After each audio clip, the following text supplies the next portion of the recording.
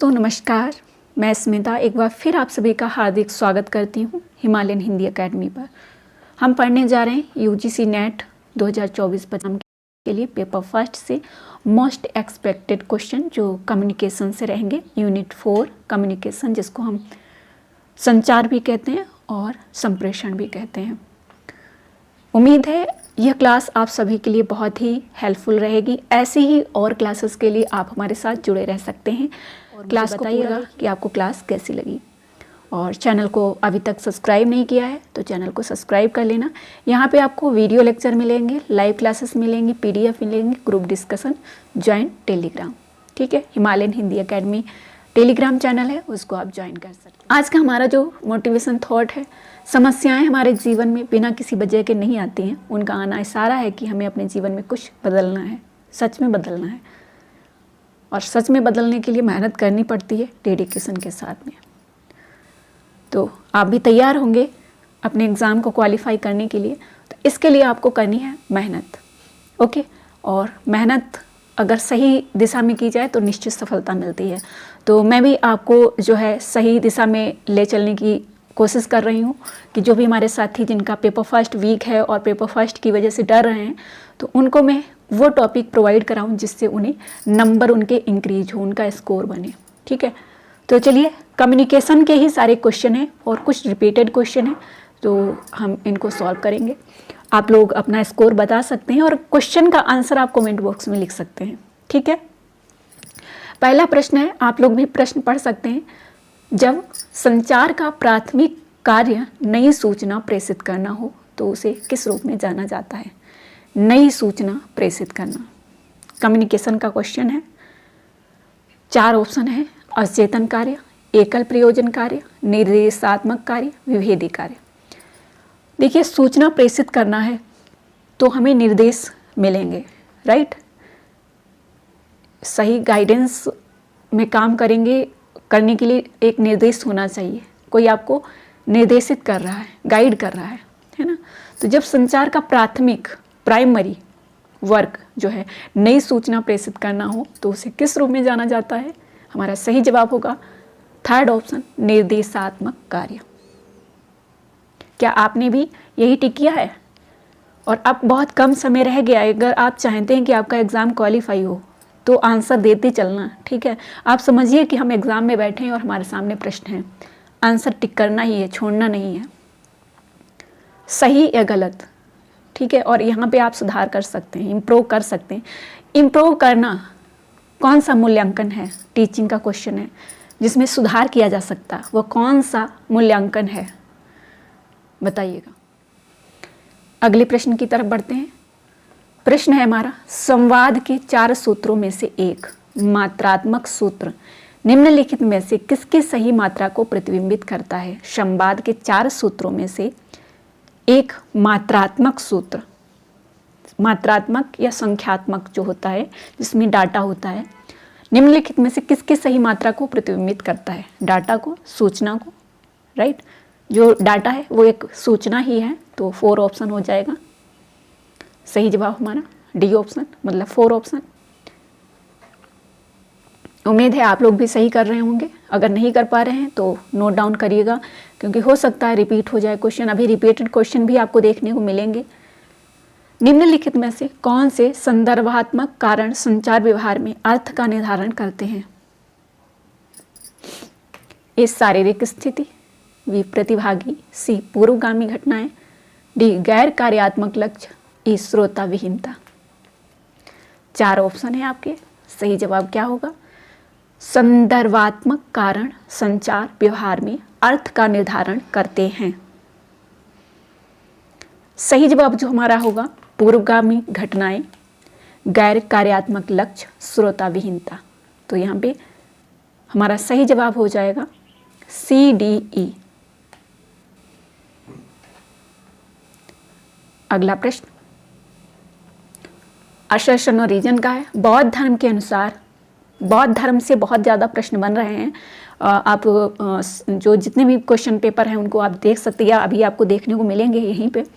बौद्ध धर्म के अनुसार भाषाई संचार का प्रयोग, भाषाई संचार, भाषण दिए जाते हैं, का प्रयोग नैतिक सोच को अंगीकार करने के लिए किया जाना चाहिए। सही है।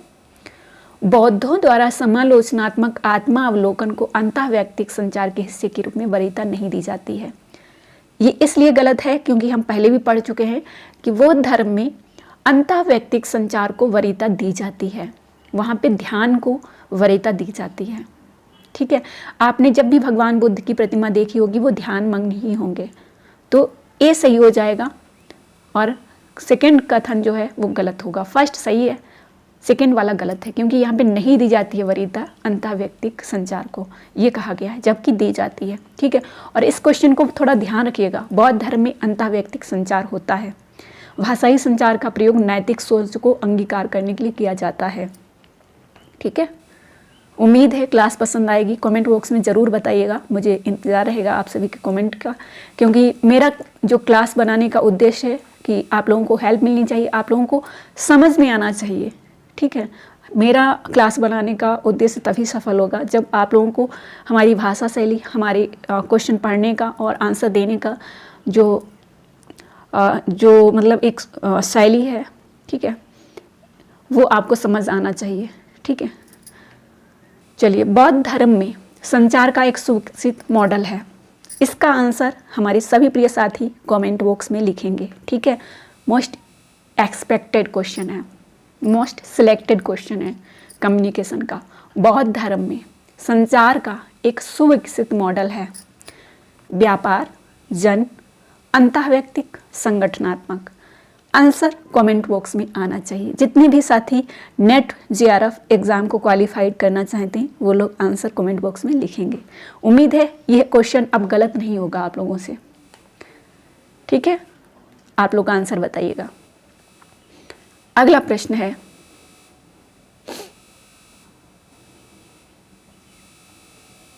सारे प्रश्न कम्युनिकेशन से ही हैं और ऐसे ही मैं और भी टॉपिक लेकर आऊँगी, जैसे टीचिंग के ही कम्युनिकेशन है, हायर एजुकेशन है, और आप कौन सा टॉपिक पढ़ना चाहते आप भी कमेंट बॉक्स में लिख सकते हैं।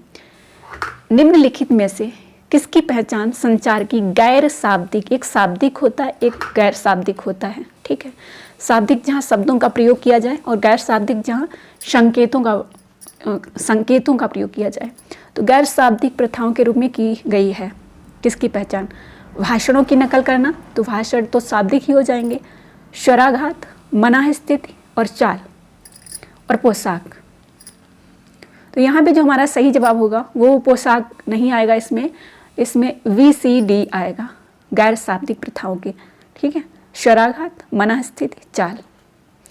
पोशाक आपका संकेत में जाएगा, ठीक है, पराभाषा में जाएगा, और ये सांस्कृतिक कम्युनिकेशन में जाएगा पोशाक। ठीक है, VCD स्वराघात, मनाह स्थिति और चाल। ठीक है, ये आपका यहाँ पे सही होगा, गैर शाब्दिक प्रथाओं के रूप में की गई है पहचान। अगला प्रश्न, संचार के शैनॉन और वीवर मॉडल के निम्नलिखित में से कौन से लक्षण हैं? मोस्ट इम्पॉर्टेंट क्वेश्चन है।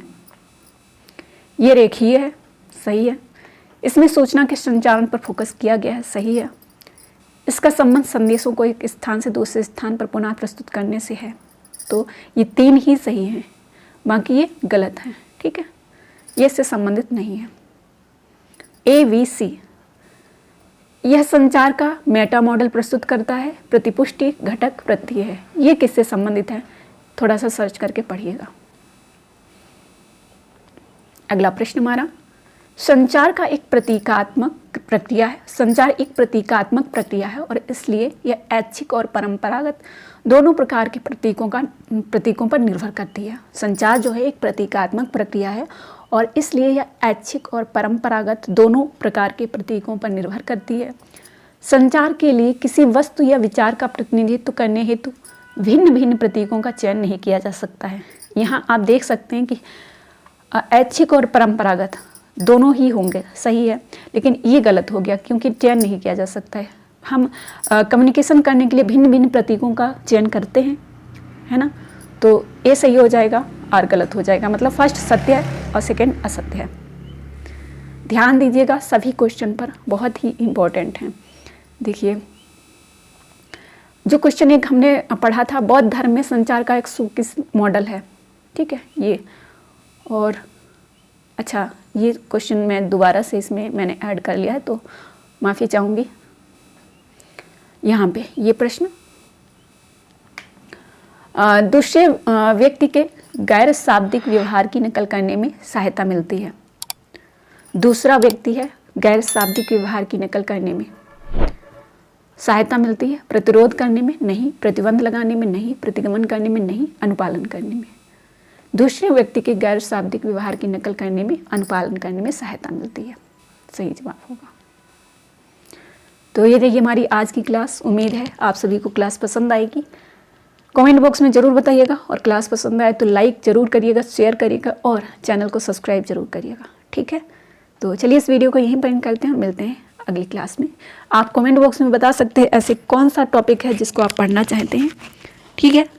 मुझे इंतज़ार रहेगा आप सभी के कमेंट का। धन्यवाद।